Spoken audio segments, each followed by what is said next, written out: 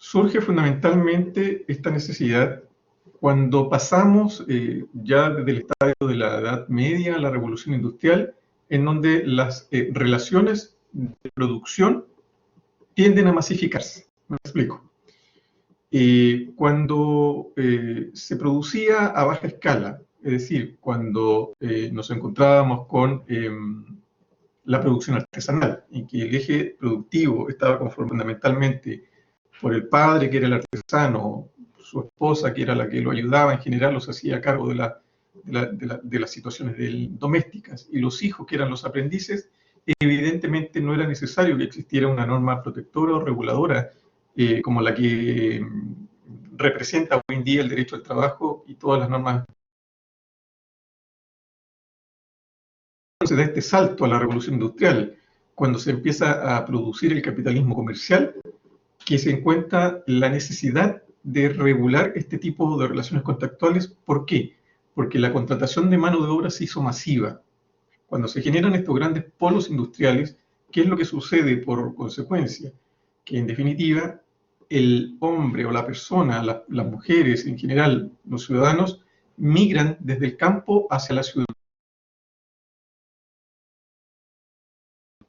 De vida. Se cuenta que evidentemente no obedecieron a sus expectativas o no respondieron a la realidad, porque la concentración en los grandes pueblos urbanos, producto de este proceso de la revolución industrial, generó que en definitiva se enfrentaran dos polos opuestos. Uno, los capitalistas, los empresarios, dueños de los medios de producción y del capital, y por otro lado, esta gran masa humana que confluía a la ciudad y que lo que podía aportar como contrapeso a este poder económico y de medios de producción era la fuerza de su trabajo. Entonces, en ese contexto es donde, en definitiva, podemos inicialmente advertir que ya existe una disparidad de poderes. Hay alguien que tiene el poder económico y hay alguien que solamente tiene el poder de la fuerza laboral. Eso es, en definitiva, lo que determina la necesidad de que se regule a través de una normativa, que en este caso tiene un protector hacia el trabajador, esta relación de disparidad, esta relación contractual disímil o dispareja. Esto dio lugar, por ejemplo, a la cuestión social, hubo cambios en la estructura económica e ideológica, y el primer estadio que nos encontramos en relación a cómo se aborda este problema de la masificación del trabajo en la ciudad para las personas que migraban desde el campo buscando las oportunidades que le daba la revolución industrial, esta concentración. Estos problemas, o fue tratar de reglamentar este nuevo paradigma a través de las normas del derecho común, léase a través de las normas del derecho civil.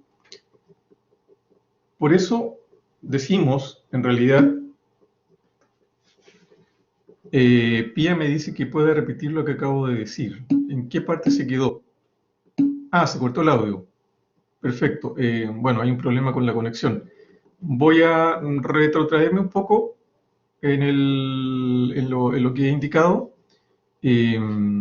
Fundamentalmente lo que me interesa que quede claro en esta parte es que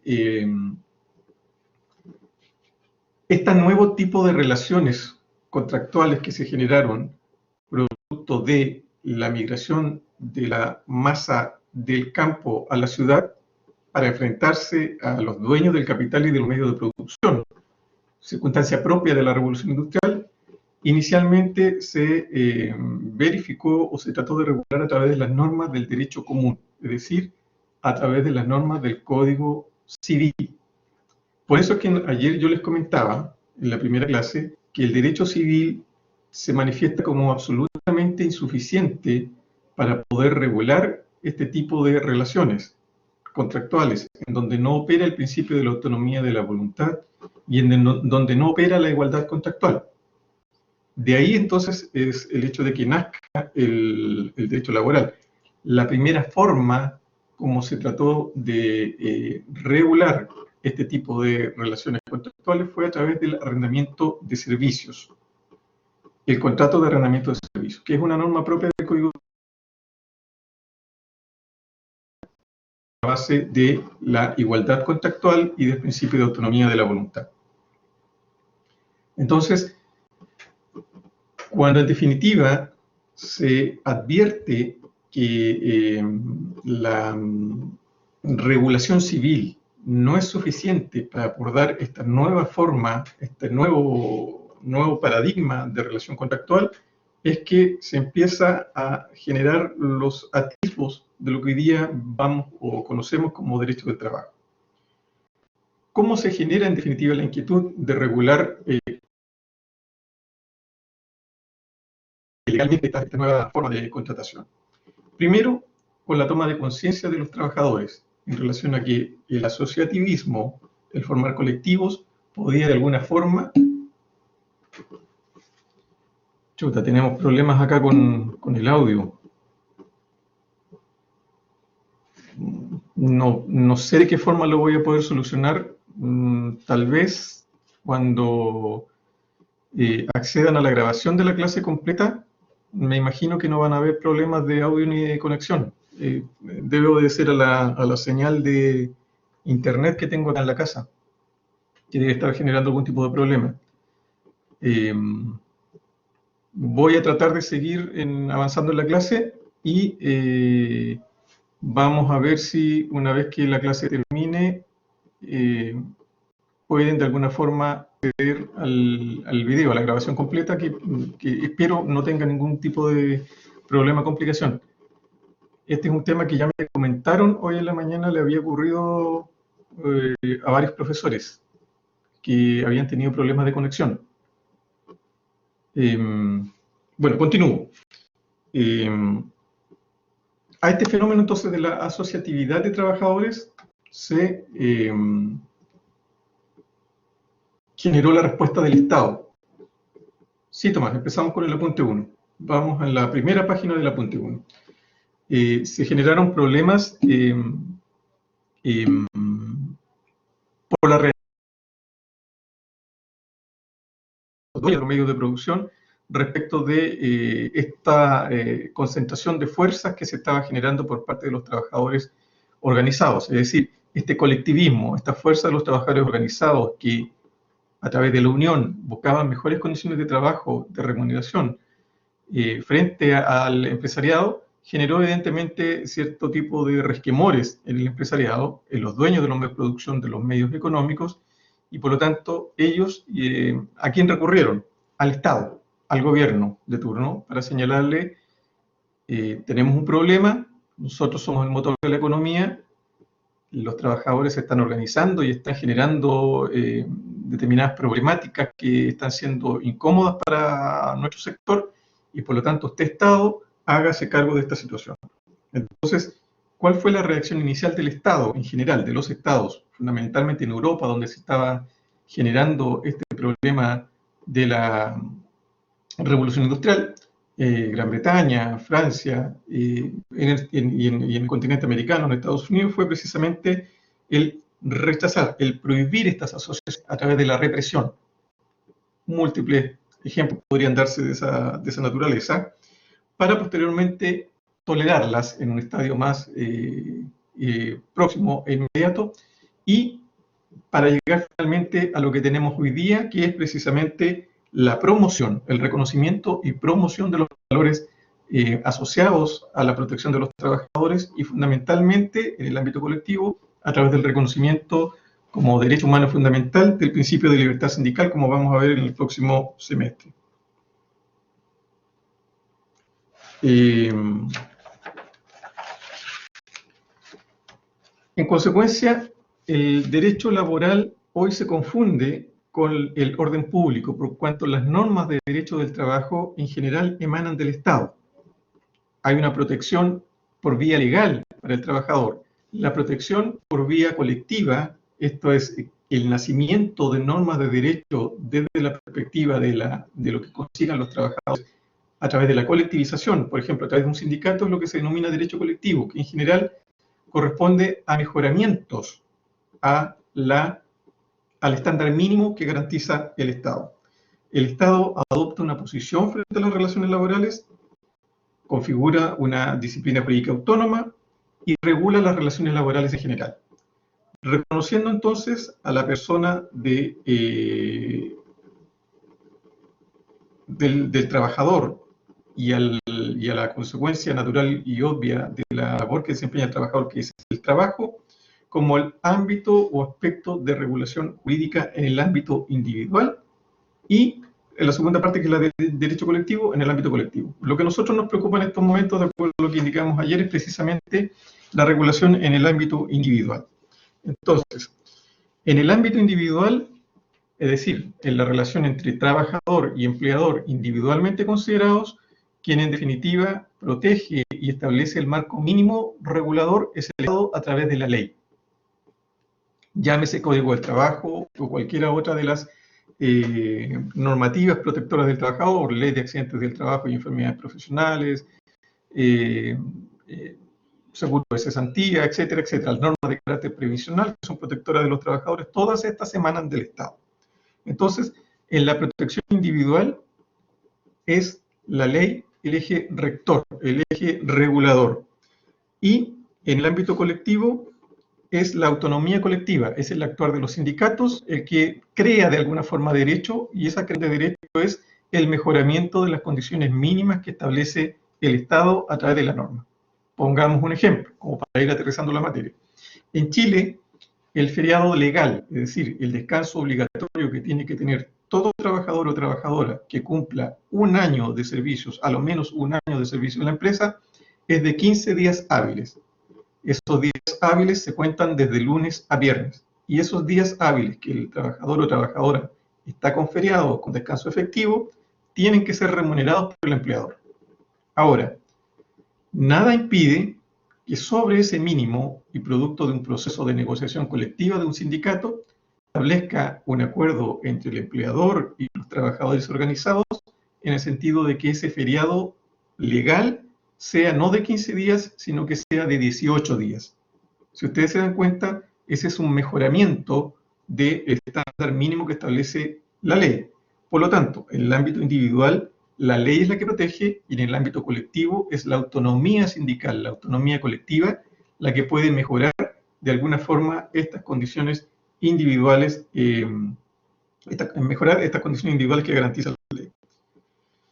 ¿Cuál es el objeto del derecho del trabajo?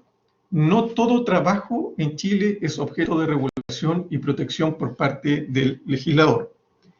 El derecho del trabajo, el tipo de trabajo que protege es el trabajo subordinado y dependiente.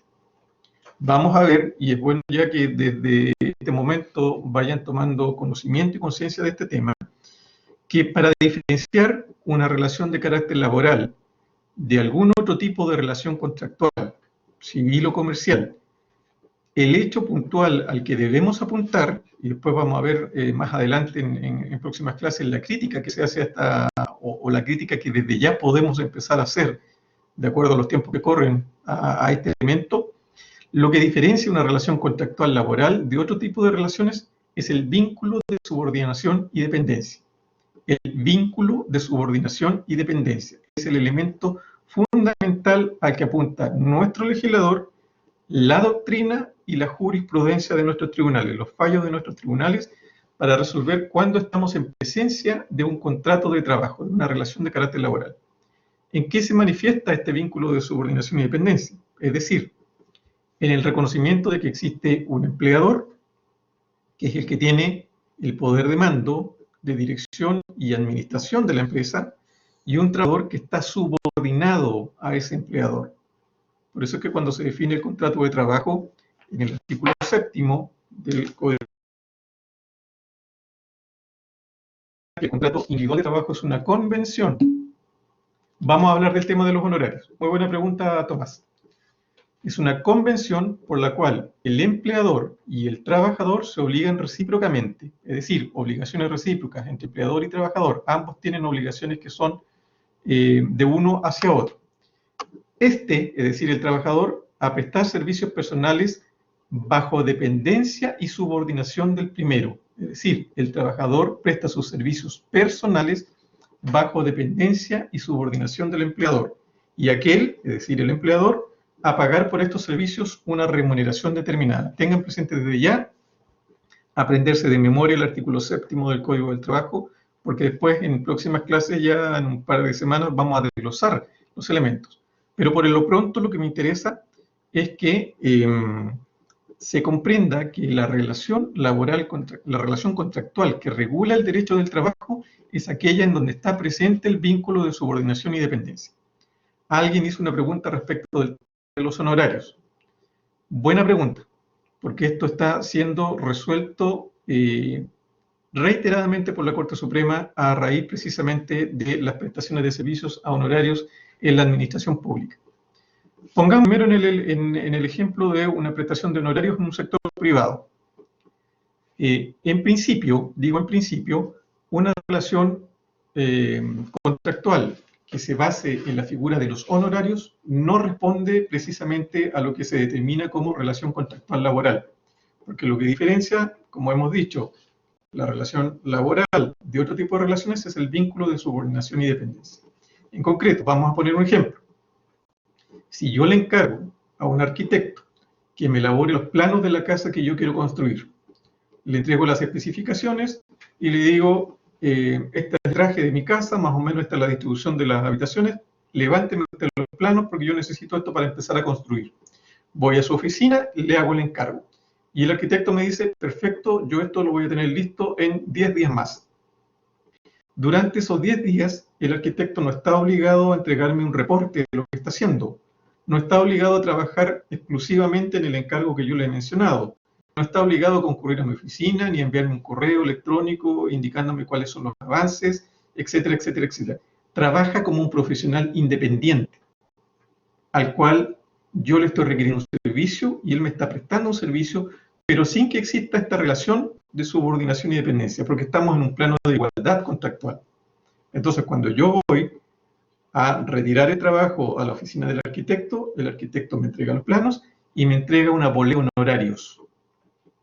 Cuando hablamos de honorarios, estamos saliéndonos del ámbito contractual, porque la contraprestación que recibe el trabajador por los servicios prestados, artículo 7º del Código del Trabajo, se denomina remuneración. La remuneración es propio del trabajo subordinado y dependiente. El honorario es propio de las profesiones independientes.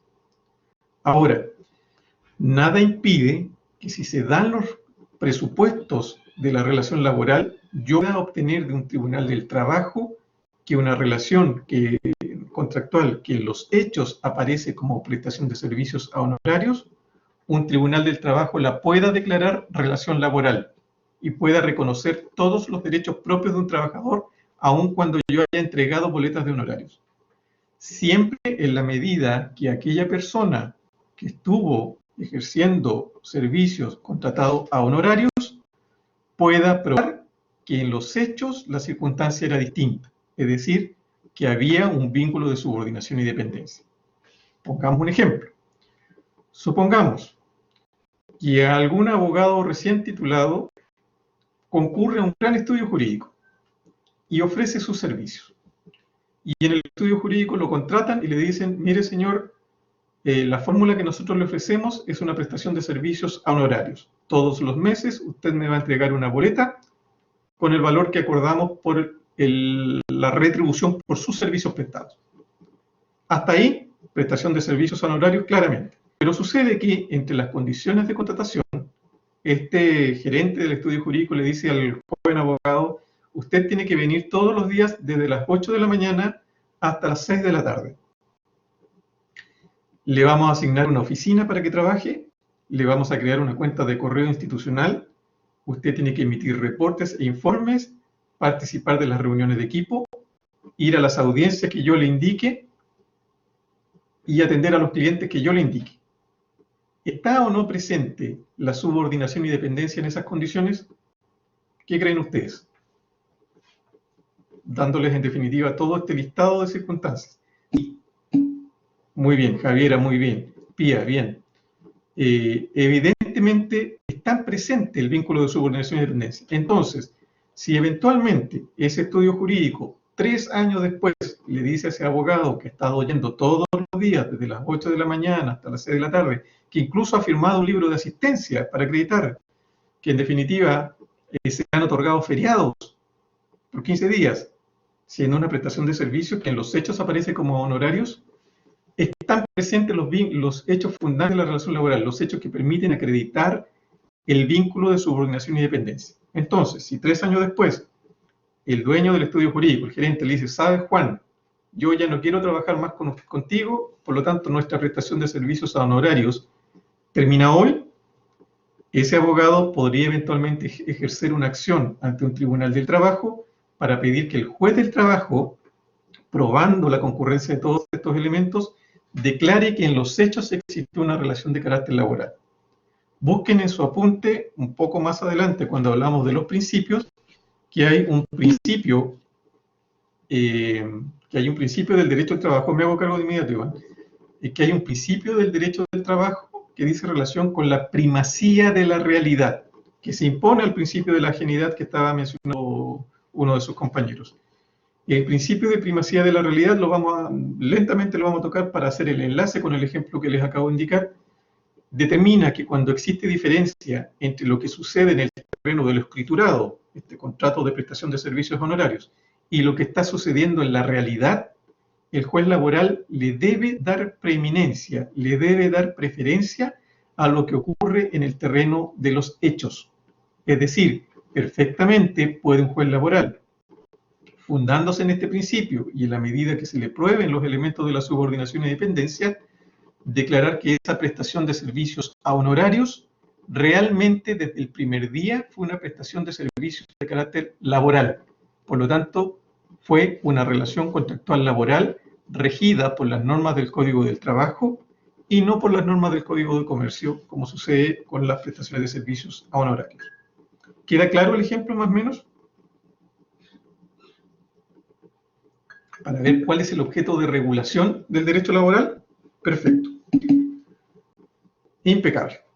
Entonces, continuamos. Vamos a profundizar sobre este tema. Ahora, ¿de qué otra forma podría probar el trabajador a honorarios que está reclamando que su contrato es, que su relación contractual es un contrato de trabajo? ¿De qué forma, aparte, por ejemplo, si no hubiera libro de asistencia firmado, y por lo tanto no pudiera acreditar la prestación exclusiva de los servicios, ¿de qué forma podría acreditar que hay una prestación permanente y exclusiva de servicios, a favor del estudio jurídico que lo contrató? A ver si a alguien se le ocurre qué medio de prueba podría aportar, y que es súper interesante a la hora de definir. Con testigos es una alternativa, pero ustedes saben, bueno, en materia laboral la prueba se analiza conforme a los principios de la sana crítica, por lo tanto es una valoración un poco más abstracta que hace el juez. No necesariamente se rige por criterios establecidos en la ley como la prueba legal o tasada, y que todo medio de prueba tiene un valor. Pero ¿alguien más podría decirme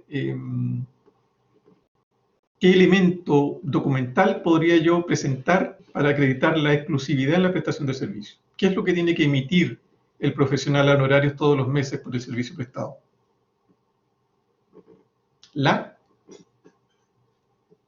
boleta. Muy bien, Lilibet. Entonces, ¿qué es lo que...? Muy bien, Darío. Exactamente. Las boletas. Entonces, bien, Paula, cuando las boletas son una detrás de la otra, es decir, son secuenciales, que no fácilmente, pero uno tiene un buen punto para probar la exclusividad en la prestación de servicio, porque esa es una de las naturalezas de la relación contractual laboral. Los servicios se prestan en forma permanente y fundamentalmente de manera exclusiva en una jornada de trabajo. Por lo tanto, si ese joven abogado que empezó a trabajar con ese estudio jurídico, como le exigieron boleta de honorario, fue al servicio de impuestos internos, hizo sus actividades. Entonces, el 1 de enero él remite, supongamos, empezó a trabajar en enero la boleta 1, en febrero la boleta 2, en marzo la boleta 3. Y si yo logro probar, por ejemplo, que durante esos 3 años, todos los meses, sin saltarme ningún número de foliación, yo le emití una boleta el día 30 a ese estudio jurídico, ¿qué es lo que tengo entonces probado? La exclusividad de la prestación de servicio y la permanencia. Es decir, que no fue un servicio esporádico. Si yo le encargo, volviendo al ejemplo del arquitecto, los planos al arquitecto, probablemente cuando quiera hacer una ampliación de mi casa, en 5 años más, lo voy a volver a contactar. No lo voy a estar contratando todos los meses para un cometido específico. Entonces, ahí, si se dan cuenta ustedes, se marca un punto de diferencia entre una relación propia de una prestación de servicios honorarios, que no es exclusiva, que no es permanente en el tiempo, con una relación contractual propia de la regulación que da el Código del Trabajo, en donde la prestación de los servicios tiene que tener el carácter de permanente. Entonces, acá Tomás dice si fuesen boletas por un año. No necesariamente debe existir un mínimo de boletas. Recuerden que para probar la existencia de relación laboral, ustedes tienen que contar con lo que se denominan indicios de laboralidad. Uno de esos indicios, una de esas pruebas es la boleta, pero obviamente eso tiene que ir aparejado, por ejemplo, con lo que dijo alguno de sus compañeros o compañeras anteriormente, con la prueba de testigos, que en definitiva acrediten que lo veían todos los días, o alguien que diga que lo veía permanentemente, revisar carpetas o causas exclusivamente de ese estudio jurídico. Por lo tanto, el cúmulo de antecedentes es el que nos va a permitir acreditar la relación laboral. Recuerden que esto igual va a ser dificultoso, porque en definitiva la relación laboral que es fácil de probar es aquella que está amparada por un contrato de trabajo, una relación laboral de carácter normal.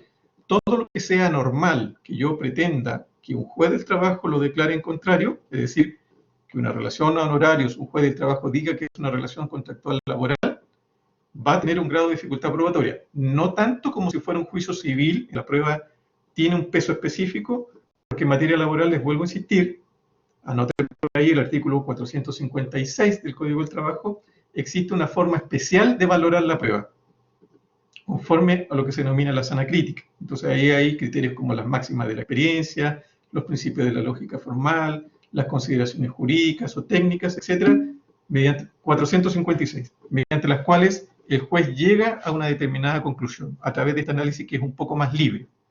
Ahora, llevando este tema de los honorarios a la administración pública, porque esto es fundamentalmente donde se está dando hoy la discusión y vamos a analizar algunos fallos en ese sentido, en su oportunidad. Ustedes saben que los funcionarios públicos están sujetos a determinados estatutos. El estatuto administrativo, por ejemplo, el estatuto de los funcionarios municipales, el estatuto docente, el estatuto de los profesionales de la salud, etcétera, etcétera, etcétera. En estos estatutos se contempla la posibilidad de que el organismo público contrate a personas bajo la figura de los honorarios, porque la figura general es el personal de planta y el personal a contrata, que son las figuras propias del ámbito público. Pero también se permite en cierta medida la prestación de servicios a honorarios. Pero la legislación en este caso, en todos estos estatutos, es estricta en el sentido de señalar cuáles son los casos específicos en los cuales se puede contratar a honorarios. Generalmente son trabajos de corta duración que requieran de cierta expertise, estudios o informes que en definitiva determinan que son compatibles con una contratación de servicios a honorarios. Pero ¿qué sucede? Que en la administración pública, en definitiva siempre hemos dicho, el Estado de alguna manera es el peor empleador. En la administración pública se contrata generalmente, en más de una oportunidad, al margen de ese marco que permite contratar a honorarios, se contrata otro tipo de funciones, más bien de carácter permanente, bajo la figura del honorario. ¿Por qué? Porque lamentablemente en el ámbito de la administración pública, las plantas de personal están definidas. Y por lo tanto, si uno quiere ampliar esas plantas, tendría que crear nuevos cargos. Y eso obviamente de alguna manera no está permitido. Por lo tanto, ¿cuál es la salida que se ha encontrado? Contratar plantas adicionales, pero bajo la figura de honorarios.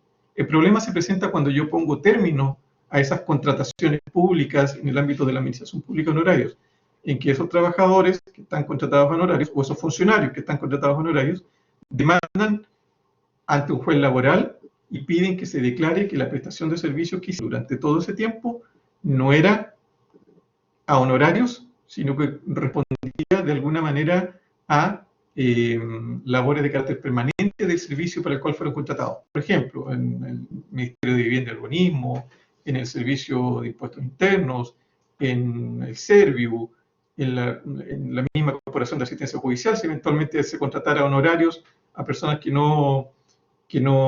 para funciones que no son propias de la prestación de servicios honorarios. Una vez que se pone término a esas relaciones, en general se está generando un problema en el sentido de que se está recurriendo a los juzgados laborales para que declaren que estas prestaciones de servicios que están formalmente ideadas bajo la figura del honorario responden a contrato de trabajo, probando lo mismo que les he señalado, el vínculo de subordinación y dependencia, obligación de asistencia diaria, obligación de participar en reuniones, obligación de efectuar informes, obligación de obedecer instrucciones emanadas de un superior jerárquico, que son figuras propias de la relación de carácter laboral. Ahora, como ese tipo de relación honorario no puede quedar bajo desprotección y no puede ser considerado funcionario de planta ni funcionario de contrata, supletoriamente son los jueces laborales, como no hay regulación en el estatuto administrativo, aplican el Código del Trabajo y dicen esta relación no puede quedar en el aire, hay que darle un sustento jurídico y por lo tanto ya no van a ser honorarios de administración pública, sino que van a ser objeto de protección por el Código del Trabajo. Y en definitiva declaran esas terminaciones de servicios honorarios ilegales y las asimilan a un despido justificado, condenando a la administración pública, a estos órganos de la administración pública, a pagar las indemnizaciones pertinentes y las cotizaciones previsionales. Muy importante, si yo declaro una prestación de servicios honorarios y pretendo que se declare que esa prestación de servicios honorarios es de carácter laboral, simultáneamente la misma demanda en que yo le pido esa declaración al juez laboral, tengo que pedir que se condene al empleador, si se acoge a nuestra demanda, a pagar las cotizaciones previsionales propias del trabajo dependiente. ¿Va quedando claro?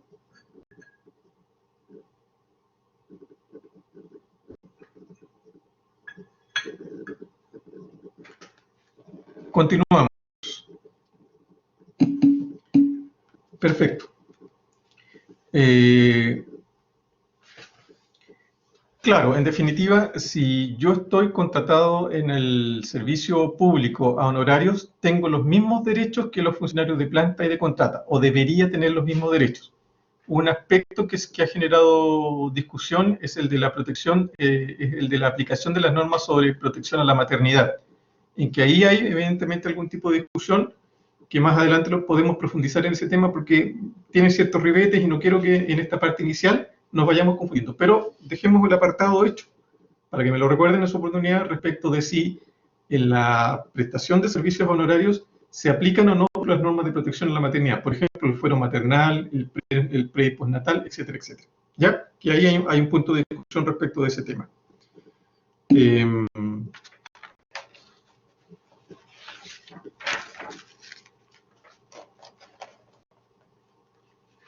Ahora, el derecho del trabajo también se vincula con el derecho administrativo, por ejemplo, a través de la inspección del trabajo. Recuerdo que ayer mencionamos que una de las funciones de la inspección del trabajo era precisamente fiscalizar. Ser ministro de fe también en determinadas circunstancias que requieren la intervención de un ministro de fe, en estos casos el inspector del trabajo, pero también a través de la Dirección del Trabajo. La Dirección del Trabajo tiene un rol de fiscalización y de interpretación de la norma jurídico-laboral. La Inspección del Trabajo es un órgano de la Administración del Estado y, por lo tanto, en ese contexto, el derecho del trabajo se vincula con el derecho administrativo.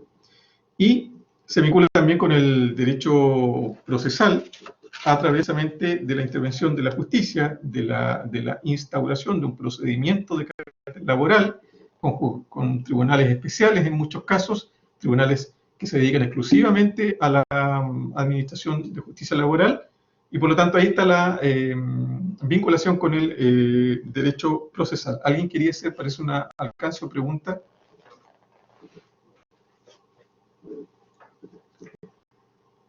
No, seguimos. Sí. ¿Por qué el derecho administrativo se vincula con el derecho laboral? Vamos a profundizar más adelante en relación con las relaciones que tiene el derecho del trabajo con otras ramas del derecho. Decimos que se relaciona, por ejemplo, con el derecho administrativo, porque el derecho laboral o las relaciones de carácter laboral reconocen de alguna manera, en algún momento, reconocen o pueden tener algún tipo de relación, por ejemplo, con la actividad de la inspección del trabajo. La inspección del trabajo es un órgano administrativo de la administración del Estado. Es un órgano que forma parte de la administración del Estado. Y en su proceso de fiscalización puede dar lugar, por ejemplo, a la aplicación de multas, si se constata la existencia de infracciones a la ley laboral. Por lo tanto, vamos a poner un ejemplo para aterrizar lo que les estoy indicando. Supongamos que hoy llega un fiscalizador de la Inspección del Trabajo a una empresa constructora y pide que el prevencionista de riesgos de la empresa con quien se está entrevistando le muestre los comprobantes que den cuenta de que los trabajadores recibieron los implementos de protección: el casco, el zapato de seguridad, el ecoreflectante, el arnés para protegerse y la cuerda de vida, que es esa cuerda que tienen que anexar a algo firme por si pierden el equilibrio para no caer al vacío. Resulta ser que hay 40 trabajadores trabajando en ese momento en la obra, incluso piden también los protectores auditivos porque están trabajando con estos famosos combos o asuntos para derribar muros, etc. Y los trabajadores no tienen ni el casco de seguridad, algunos no tienen el arnés, los zapatos de seguridad que les están entregando no cumplen con la normativa mínima necesaria para proteger eficazmente la extremidad de los trabajadores. Entonces, ¿qué es lo que hace el fiscalizador? Ministro de Fe, levanta un acta, da cuenta de estas infracciones y le impone una multa al empleador. Esa multa, ¿qué naturaleza jurídica tiene? Puede que todavía no lo sepan, porque entiendo que ustedes no han tenido derecho penal, ¿cierto? No, entonces les digo yo, la multa es una pena de carácter punitivo, contemplada en nuestro código, no se ponga triste, luego va a sufrir con derecho penal. Les decía, la multa es por el momento, goce con el derecho laboral, ya te van a tener tiempo de sufrir con el derecho penal, o van a tener tiempo de sufrir con el derecho penal.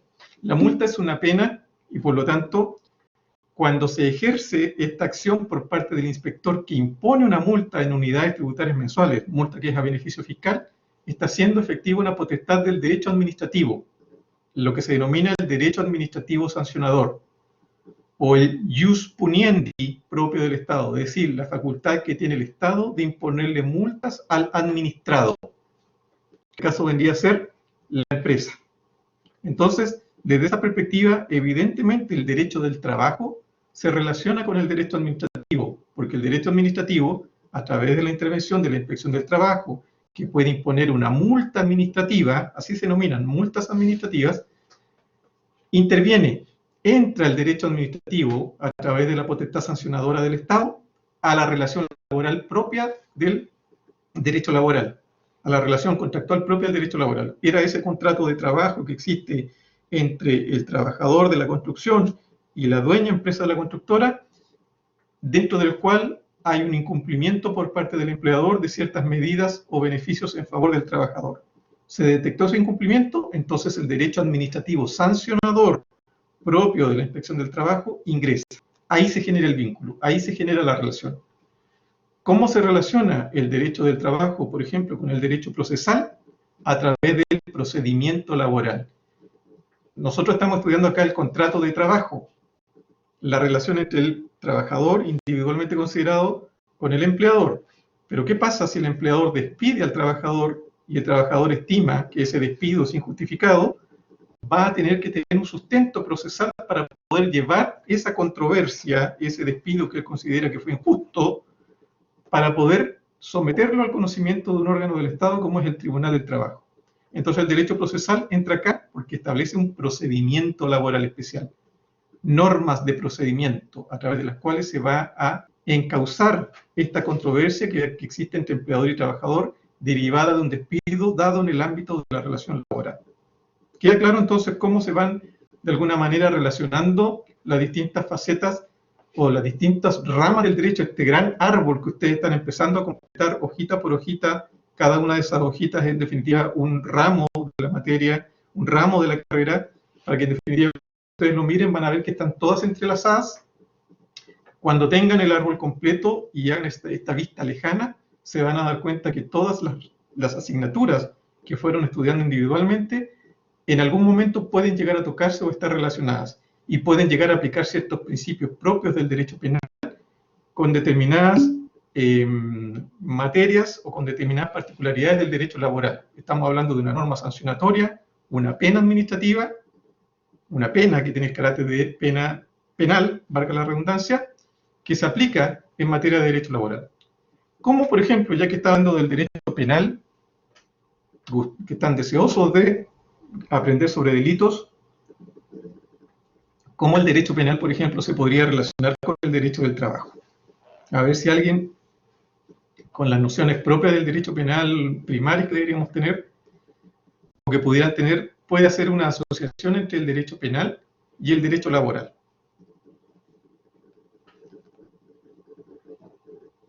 Les pongo un ejemplo. Dos trabajadores dentro de una empresa empiezan una pelea. Uno era hincha de la U, el otro era hincha del Colo-Colo, venían llegando del día posterior al clásico universitario, y como buen clásico universitario, la Universidad de Chile le ganó a Colo-Colo 4-0 en el Monumental. Ya se habrán dado cuenta entonces cuál es el equipo de los amores de este profesor. Y el hincha de la U, trabajador, viene. Vamos a ver el tema del acoso laboral, buen alcance también. Y el hincha de la U, prosigamos con el ejemplo que les indicaba anteriormente, después vamos a ver un tema con acoso laboral.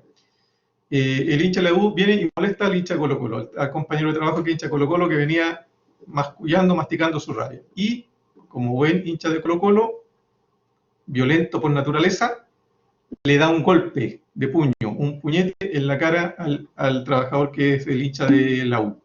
Y le vuela 3 dientes. ¿Se configura un delito ahí o no? Javiera, cuidado con lo que dice. No, es broma, es broma. ¿Se configura un delito, sí o no? Cuando el trabajador golpeó al otro trabajador y le provocó 3 dientes. 3 dientes fuera de su bonita sonrisa. Claro que sí, ese es un delito de lesiones. Entonces, ustedes se van a dar cuenta que en el ámbito de una relación de carácter laboral se produjo un delito penal, lesión, grave, menos grave, leve, se determinará después la entidad de la lesión, pero hay una figura penal de por medio. Hay un delito de lesiones en que un trabajador agrede a otro trabajador. ¿Eso es perseguible penalmente? Es decir, ese trabajador podría querellarse, el trabajador lesionado podría querellarse en contra de su agresor. Sí. Interpone una querella que va a ser de conocimiento del ámbito penal, es decir, un juzgado de garantía, un fiscal, un defensor. Pero esa agresión podría tener consecuencias también en el ámbito laboral, que es la materia que estamos estudiando para volver a nuestro nicho. ¿Puede tener consecuencias en el ámbito laboral? Claro. ¿Qué podría pasar? A quienes respondieron que sí. Lo despiden. Claro, podría eventualmente ser objeto de un despido ese trabajador. Entonces, evidentemente, en el reglamento interno, efectivamente, podría estar considerada esa circunstancia. Podría también estar considerada un sumario. Ojo con el tema de los despidos. Hay varias ideas que están haciendo acá. Una agresión de este tipo podría eventualmente dar lugar al despido de un funcionario, de un trabajador. Pero también, de alguna manera, a veces se aconseja que se haga una investigación, aunque sea una investigación sumaria y desformalizada, que el jefe de personal le tome declaración a los intervinientes, que el jefe de personal le tome declaración a los testigos, para determinar la entidad y gravedad. Porque en definitiva yo les relato un hecho genérico. Pero ¿qué pasa si ese trabajador hincha de la U no solamente lo molestó, sino que le sacó a colación ciertas cosas personales que generan ofensa, le dijo un par de groserías, lo provocó, lo estuvo buscando toda la mañana para que efecto de que este trabajador reaccionara? ¿Podrá eso ser una eximente o una aminorante de responsabilidad para el trabajador?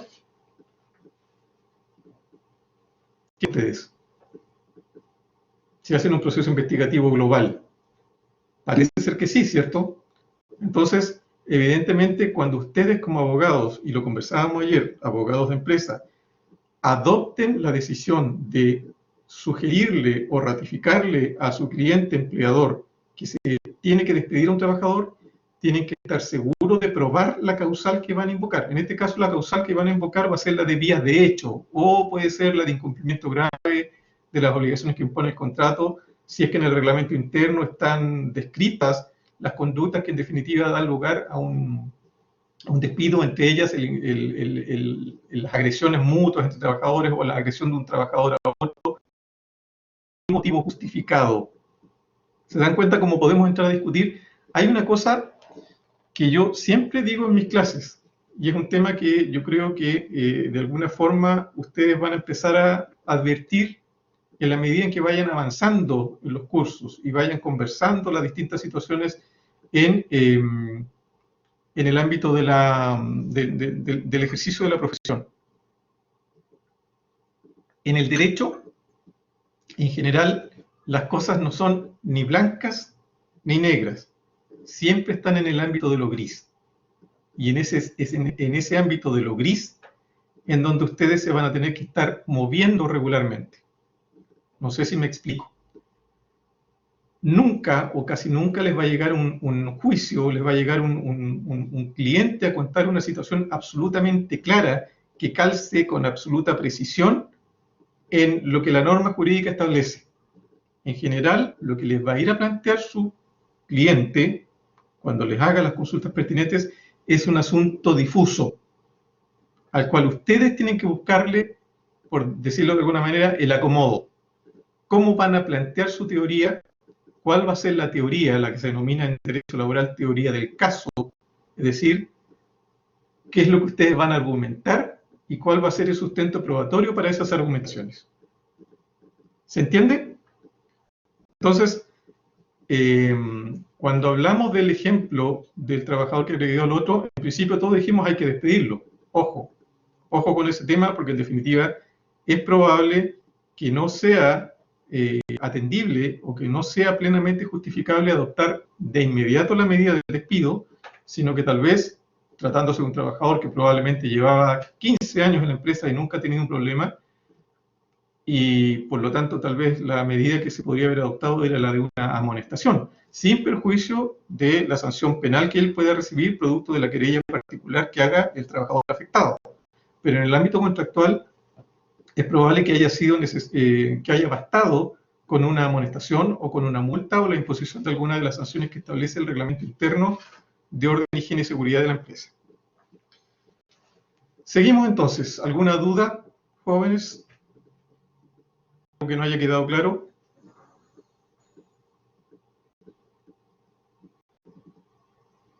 Seguimos entonces. Lo que en definitiva regula el Código del Trabajo o el derecho laboral en general es el trabajo dependiente y el trabajo por cuenta ajena. Es decir, los beneficios de la función que yo voy a desempeñar siempre van a ser para un tercero que es el empleador. Entonces, el elemento de subordinación y dependencia, trabajo dependiente. Y por cuenta ajena, nunca para beneficio propio.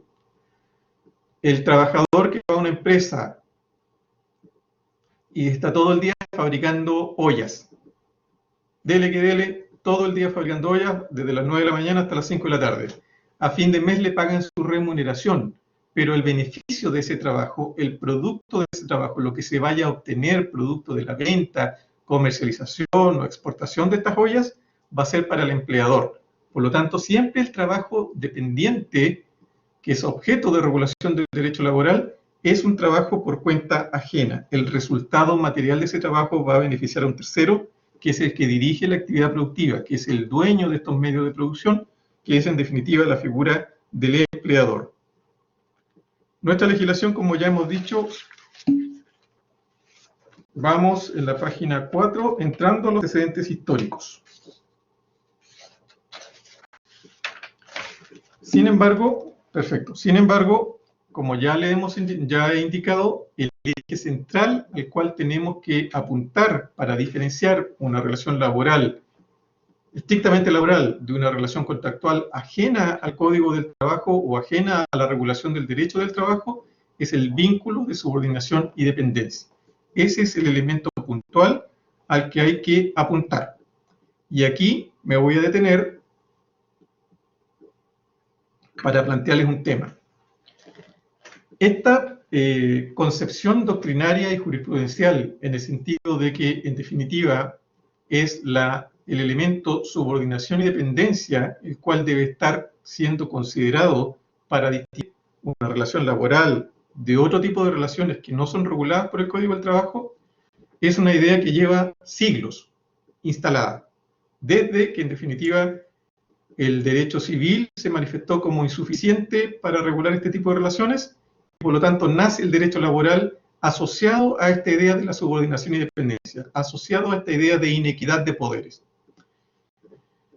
¿Qué pasa hoy en día con otro tipo de relaciones contractuales? Me explico. Uber. Todos conocen lo que es Uber. ¿Podrá regularse conforme al Código del Trabajo o no? ¿Hay vínculo de subordinación y dependencia de las personas que trabajan en Uber hacia la plataforma? ¿O es una relación contractual independiente? Debería. Ustedes dicen que sí. Ese es precisamente uno de los objetos de discusión hoy día. ¿Cómo adecuar este elefante blanco, que es el Código del Trabajo, que era completamente suficiente para hacerse cargo de este tipo de relaciones contractuales en donde el vínculo de subordinación y dependencia está claramente presente? ¿Cómo adecuar este código, este derecho laboral a las nuevas relaciones contractuales que están haciendo producto de la introducción acelerada de los medios de tecnología? Uber, cuando nació el derecho laboral allá por los albores de la Revolución Industrial, siglo XVIII, en ninguna parte de la cabecita de los creadores del derecho laboral, de los doctrinarios y de los jueces que empezaron a aplicar estas normas incipientemente, se iban a imaginar que iba a haber una plataforma tecnológica a través de la cual, en un instrumento que ni siquiera se imaginaba que iba a poder existir en nuestras manos, que es un teléfono celular, podíamos acceder a una plataforma, contratar un servicio y, en definitiva, movilizarnos por la ciudad. Entonces, hoy en día, una de las grandes discusiones que se está produciendo a nivel doctrinario es cómo adecuar el derecho laboral a este tipo de nuevas realidades, incluidas, por ejemplo, las plataformas tales como Uber o los despachos de comida a domicilio. Entonces, a ustedes probablemente les va a tocar como futuros abogados hacerse cargo de estos problemas nuevos. Yo le comentaba, no sé si lo comenté ayer en clase, porque en definitiva participé ayer no, creo que no lo hice, creo que fue una conversación con otro profesor, que el año pasado me correspondió participar como asistente a un congreso nacional de Derecho del Trabajo que se hizo acá en Concepción, en que se juntaron y vinieron asistentes y profesores y conferencistas de Perú, de Uruguay y de Chile. Y el presidente de la Sociedad de Derecho del Trabajo de Uruguay, en una de sus alocuciones finales,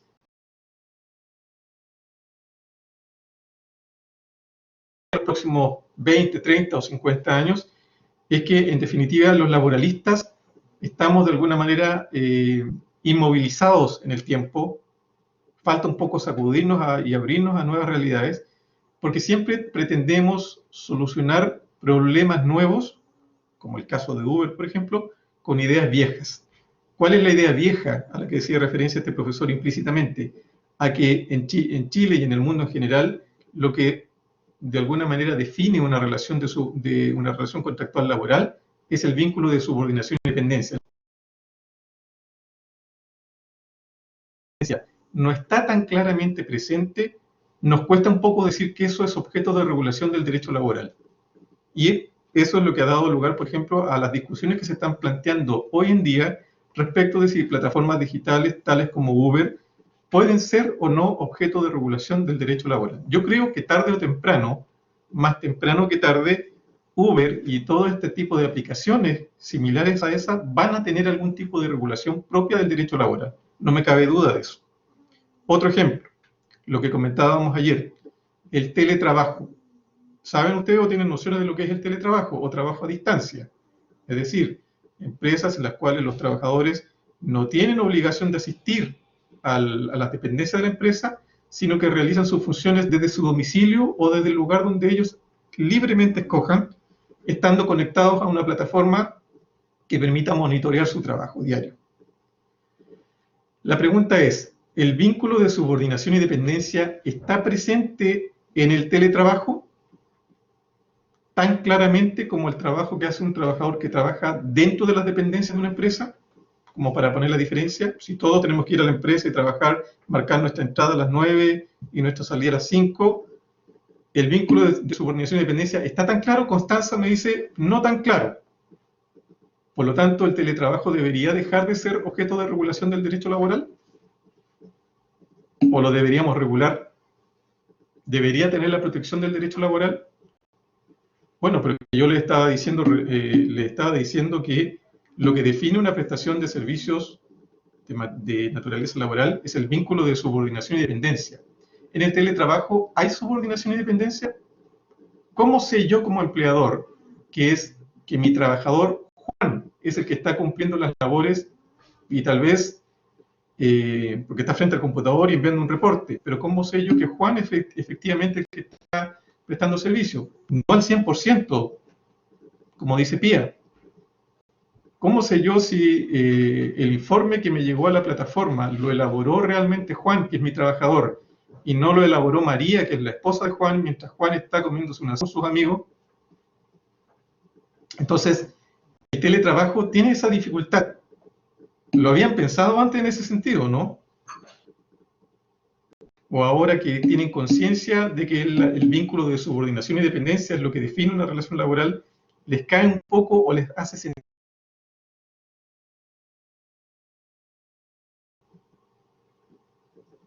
O se los pongo en sentido contrario.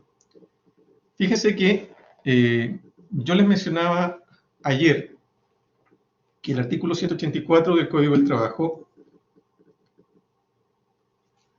¿Qué opina usted, Iván? Que me habla de la plusvalía de Marx con el tema del vínculo de subordinación y dependencia. ¿Cuál es su punto? Como para hacer el contrapunto. Hay una pregunta de un compañero de ustedes que me hizo y que espero que me la complemente de alguna manera para ver el contrapunto que le puedo hacer. Mientras prepara su pregunta, vuelvo a lo que estaba indicando.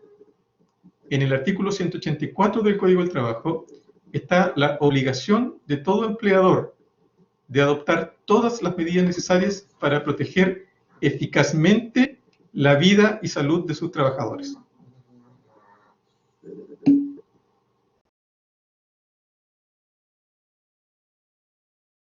El empleador está obligado a adoptar todas las medidas necesarias para proteger eficazmente la vida y salud de sus trabajadores. Pongámonos en la situación del teletrabajo. Se supone que el trabajador va a trabajar desde su domicilio. Por lo tanto, el empleador debería adoptar todas las medidas necesarias para proteger eficazmente la vida y salud del trabajador. Si el trabajador tiene que usar un equipo computacional, le va a comprar un escritorio, lo va a dotar de un computador y le va a decir, señor, usted aquí está su silla ergonómica para que no se genere ninguna lesión en la espalda, su computador completamente habilitado con una plataforma para estar conectados, y el escritorio ergonómico, es decir, un escritorio adecuado a la necesidad de su trabajo para que no se produzca ningún tipo de lesión en sus articulaciones. Y lo deja muy instaladito ahí. Y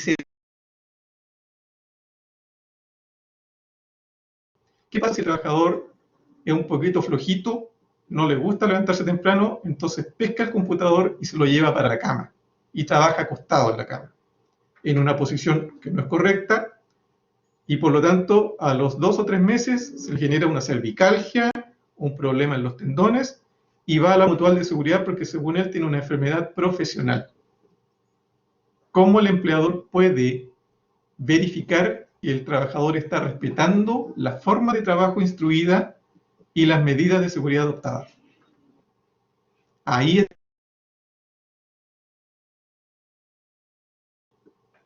¿Qué podría pasar? ¿Qué podría hacer el empleador para verificar que el trabajador esté cumpliendo con las medidas de seguridad, esté ocupando el escritorio, esté ocupando la silla que le proporcionó para evitar que se le generara ningún tipo de lesión? ¿Qué podría hacer el empleador dentro de su potestad de mando y de dirección? ¿Qué se les ocurre que podría hacer para verificar que efectivamente se estuvieran cumpliendo esas medidas?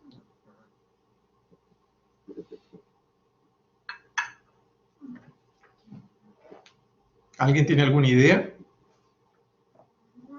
Disparen, chiquillos, aquí nos podemos equivocar. ¿Qué podría hacer ese empleador para verificar que efectivamente... Vamos a repetir la pregunta. ¿Qué podría hacer el empleador frente a este trabajador?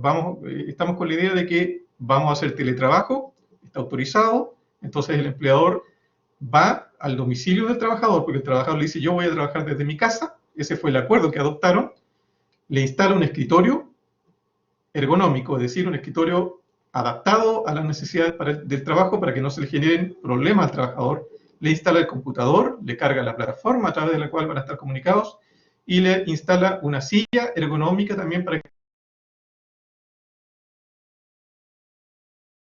trabaje. Se va el empleador y el trabajador deja todo botado y empieza a trabajar con el computador desde su cama, en su cama, acostadito, viendo el matinal, está trabajando, porque le carga levantarse temprano y sentarse frente a un escritorio. Pero sucede que como está en la cama, está con el cuello chueco, con la espalda torcida, y a los 3 meses se genera una lesión en su espalda y una lesión en sus muñecas producto de una tendinitis. Ese trabajador va a la mutualidad y dice, sabe, tengo una enfermedad profesional que me la provocó el trabajo que realizo en mi domicilio autorizado por mi empleador. ¿Cómo el empleador,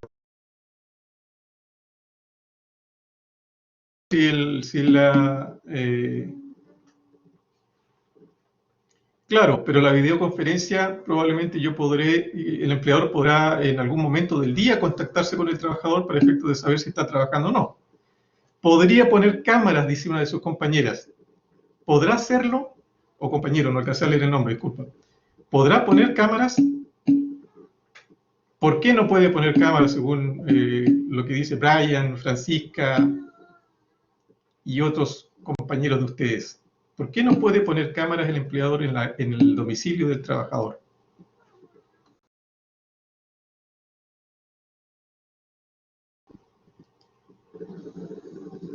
¿Qué creen ustedes? ¿Por qué no se podrán poner cámaras? ¿Qué es lo que viola? ¿Qué es lo que contradice poner cámaras?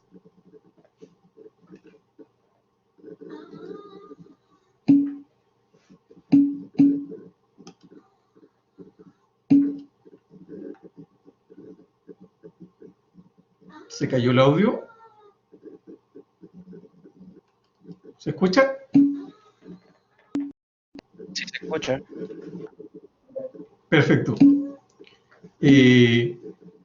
Eso afecta a la privacidad. Perfecto. Y cuando habla Mauricio Villalobos de una fiscalización que se haga con regularidad, atenta contra la vida privada, muy bien, el domicilio del trabajador podría atentar contra su privacidad. ¿Esos son derechos? ¿Recuerdan lo que hablamos ayer? Derechos.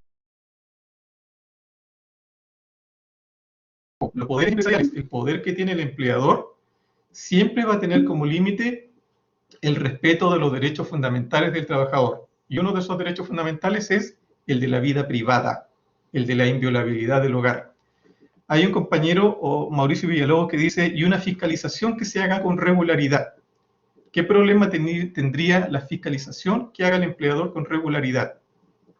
¿Está obligado el trabajador a dejarlo entrar a la casa para verificar que esté ocupando el mobiliario y las sillas que están, y la silla que le entregó para trabajar?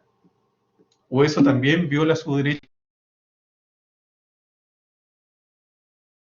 Tal como la mayoría de ustedes está contestando, lo fundamental, o todos están contestando, efectivamente se viola un derecho constitucional, que es el de la inviolabilidad del hogar. Y en ese contexto, entonces, se plantea esta dificultad. ¿De qué manera el empleador va a ser efectivo el derecho de estar informado respecto del cumplimiento por parte del trabajador de todas las medidas que se adoptó para proteger eficazmente su vida y su salud? Hoy en Chile, como les indicaba yo ayer, el teletrabajo no está regulado y se está utilizando precisamente en muchos sectores productivos e incluso en la administración pública, producto de esta crisis del coronavirus. Yo estoy, de hecho, a contar de hoy día en la mañana, haciendo efectivo el teletrabajo, porque en la Corporación de Asistencia Judicial se cerraron todas las oficinas para proteger el tema de la pandemia de coronavirus y se nos instruyó establecer sistemas de turnos, pero solo a través de contacto por correo electrónico o contacto telefónico. Por lo tanto, la figura del teletrabajo está operando, pero el teletrabajo tiene estos detalles que en definitiva son los que hay que cuidar, porque hay que poner en la justa balanza y en la justa regulación cuáles son los límites que va a tener el empleador que cautelen el respeto de los derechos fundamentales de los trabajadores. Esos dos ejemplos que le he dado permiten de alguna manera hacerse cargo de la pregunta o nos permiten reflexionar respecto de la pregunta de si el vínculo de subordinación y dependencia es hoy día el elemento suficiente tanto no de una relación de carácter laboral. Hablemos ahora de los antecedentes históricos del derecho laboral. Cuando desapareció la esclavitud, perdón, a ver, ¿debería estar en el contrato o no? Sí, eventualmente podría ser objeto de regulación contractual, pero el problema es cómo lo regulamos. ¿Qué es lo que vamos a poner en definitiva? ¿Cuál va a ser el mecanismo de control? La única forma de controlar todos los trabajadores tienen una clave y se unen, pero como empleador yo no voy a tener nunca la certeza la certeza absoluta respecto de si en las 8 horas de trabajo, en las 9 horas de trabajo que forman parte de la jornada laboral, sea efectivamente el trabajador el que está realmente trabajando y no un tercero. ¿Qué sucede, por ejemplo, si hay alguien que conoce mi trabajo y yo lo dejo trabajando y me voy de viaje y producto de ese viaje se me genera un accidente laboral? ¿De quién va a ser la responsabilidad? ¿Del empleador o del trabajador? Porque en una primera aproximación uno podría decir la responsabilidad de lo que le pase al trabajador fuera de la casa o si salió a comprar el pan y una bicicleta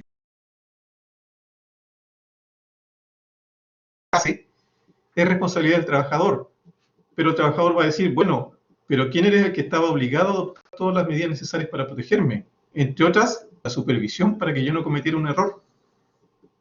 Entonces, les vuelvo a insistir, todo esto es ni blanco ni negro. Siempre está en la zona gris en la cual ustedes podrían de alguna manera eh, jugar y dependiendo del lado en el que estén, van a tener que encontrar los argumentos para de alguna manera hacerse cargo precisamente de estas situaciones que son dudosas.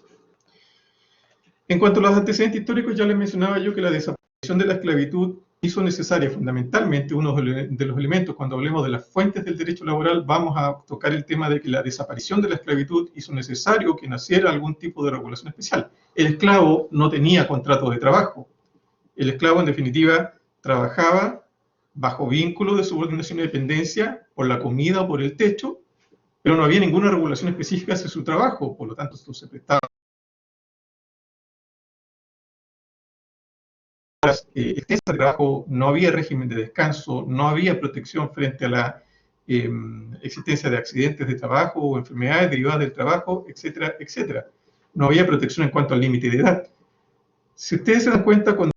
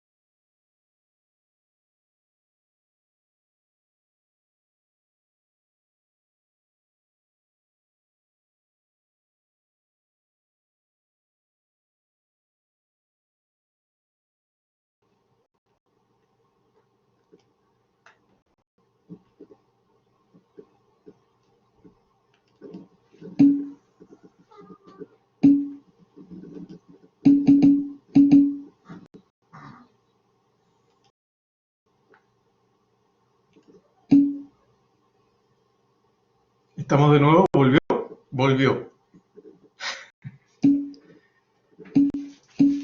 Son bastante.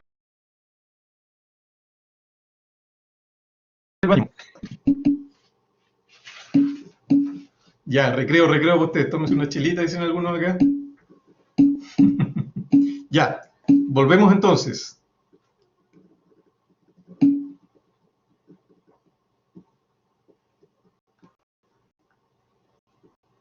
Ahora sí, perfecto.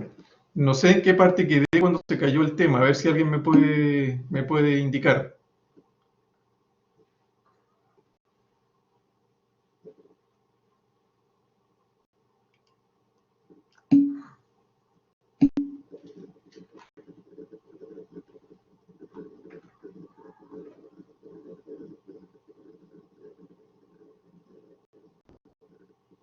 A ver.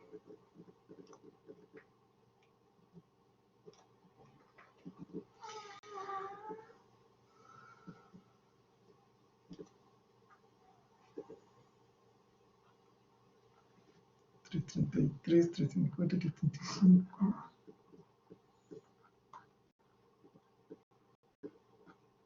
Ya, vamos a volver entonces al tema de la esclavitud. A ver si creo que por ahí quedé.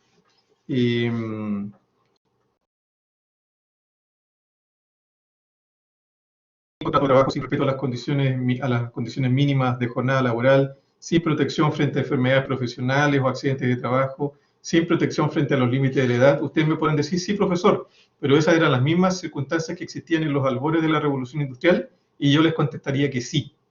En definitiva, ¿cuál es la motivación por la cual el derecho civil se manifestó como insuficiente para regular este tipo de contrataciones? Fue precisamente los abusos que se cometieron en esa oportunidad contra los trabajadores.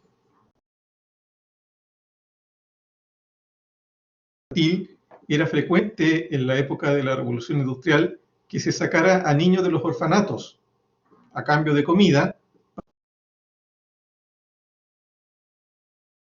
¿Por qué se sacaba?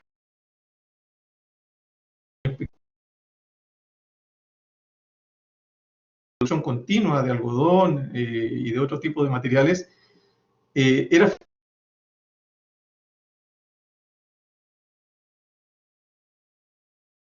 niños, como eran pequeñitas, servían para que el niño metiera la manito, sacara el hilo, ordenara o cambiara la pieza defectuosa. Ahora,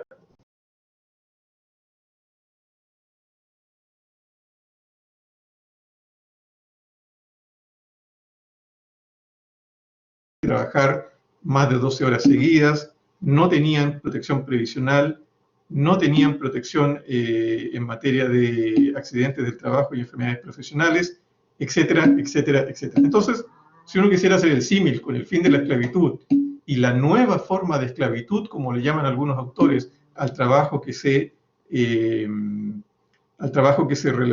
realizaba precisamente en los grandes polos industriales propios de la Revolución Industrial, podríamos encontrar ciertas